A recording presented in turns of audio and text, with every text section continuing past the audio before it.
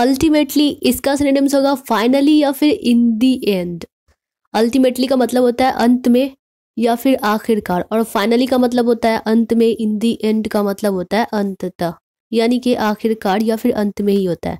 Example, ultimately you will have to make the decision yourself, मतलब अंततः निर्णय आपको स्वयं ही लेना होगा, यानी खुद से ही लेना होगा, खुद ही लेना होगा। Ultimately you will have to make the decision yourself. अगला है रिसेंटली, इसका सिनोनिम्स होगा एट द लेटेस्ट। रिसेंटली का मतलब होता है हाल ही में, एट द लेटेस्ट का मतलब भी होता है, मतलब कोई भी चीज़ एकदम लेटेस्ट में है, मतलब हाल ही में, तुरंत का ही। Example, I saw him recently for the first time in many years, मतलब मैंने उसे हाल ही में कई वर्षों में पहली बार देखा। आई saw him recently for the first time in many years, मैंने उसे हाल ही में कई वर्षों में पहली बार देखा। अगला है वेल विशर, इसका हिंदी मीनिंग होता है शुभ चिंतक। Example, she greeted well wishers and friends with hugs and tears, मतलब उन्होंने शुभ चिंतकों और दोस्तों को गले मिलकर आंसुओं के साथ अभिवादन किया। She greeted well wishers and friends with hugs and tears, उन्होंने शुभ चिंतकों और दोस्तों को गले मिलकर आंसुओं के साथ अभिवादन किया। मतलब होता है ना कि कभी कभी हम अपने शुभ चिंतकों से मतलब अपनी खुशी जाहिर करते हुए उससे गले मिलकर उसका ग्रीटिंग करते हैं, अभिवादन करते हैं।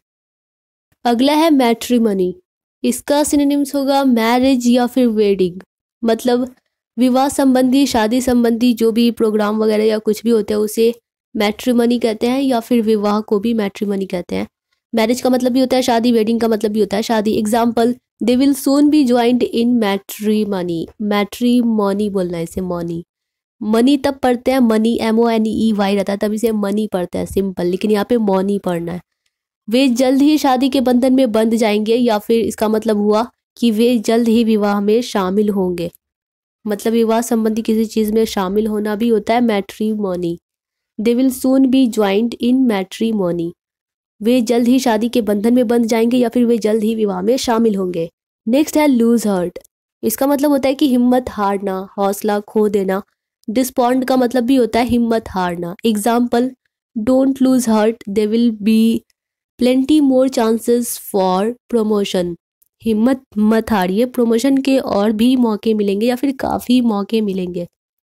Don't lose heart, there will be plenty more chances for promotion, हिम्मत मत हारिए या फिर हिम्मत मत हारो। प्रमोशन यानी कि पदोन्नति, इसका हिंदी मीनिंग होता है प्रमोशन के और भी मौके मिलेंगे, चांसेस मिलेंगे। नेक्स्ट है, अगला है पेलमेल, इसका मतलब होता है उल्टा सीधा या फिर इधर उधर बिखरना।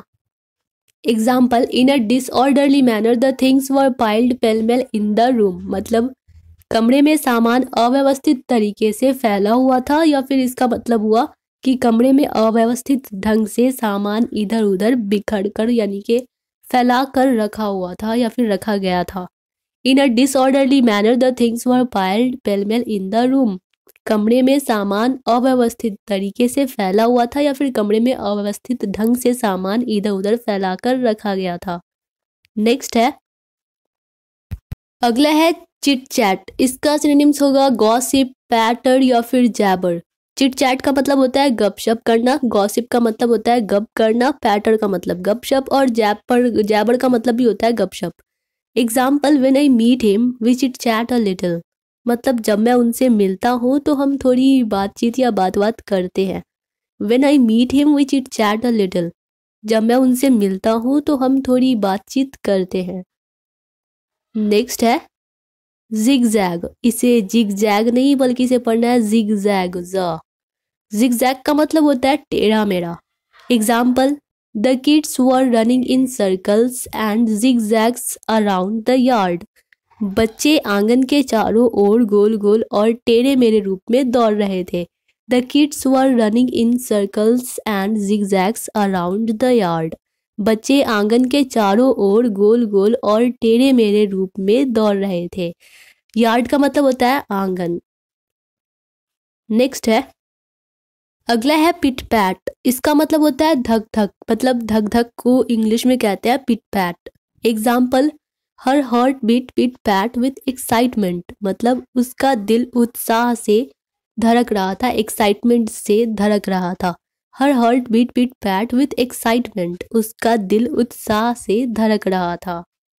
नेक्स्ट है, ये है आज का लास्ट वर्ड, एविल आई। इसका मतलब होता है या तो बुरी नज़र या फिर होता है नज़र लगना। Example, it can nullify the evil eye, मतलब यह बुरी नज़र को ख़त्म कर सकता है। सेकेंड एग्जाम्पल है, I have a fear that she has an evil eye on me, मुझे डर है कि वो मुझ पर बुरी नज़र रखती है। या फिर इसका मतलब ये भी हुआ कि मुझे डर है कि उसने मुझे नज़र लगा दी है। I have a fear that she has an evil eye on me, मुझे डर है कि वो मुझ पर बुरी नज़र रखती है, या फिर मुझे डर है कि उसने मुझे नज़र लगा दी है। डियर ऑल स्टूडेंट्स, अगर यह वीडियो आप लोगों के लिए थोड़ी सी भी हेल्पफुल रही हो, आप लोगों को पसंद आई हो, तो वीडियो को लाइक कर दीजिए। इस तरह की रेगुलर वीडियोस पाने के लिए चैनल को सब्सक्राइब भी कर लीजिए। मिलते हैं नेक्स्ट वीडियो में, तब तक के लिए bye bye and take care.